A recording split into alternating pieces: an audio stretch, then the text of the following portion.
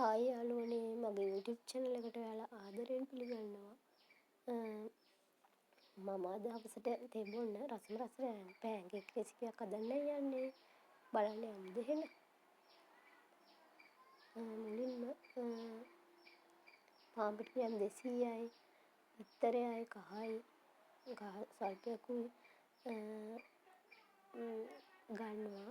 අරගෙන පාන් පිටි වලට කහ ටික දාගෙන කවලම් කරගෙන අවශ්‍ය ප්‍රමාණයට වතුර දාලා බිත්තරය ගසාගෙන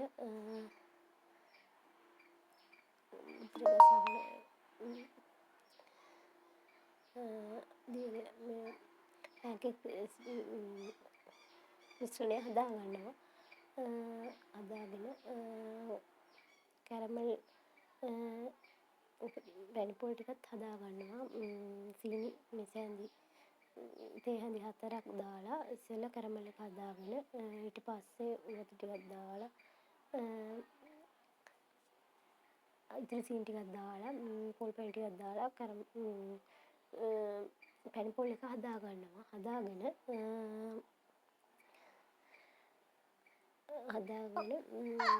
ආප ටිකක් හදා ගන්නවා. හදාගෙන පොල් පැණි ටික එකට දාලා ආප ටික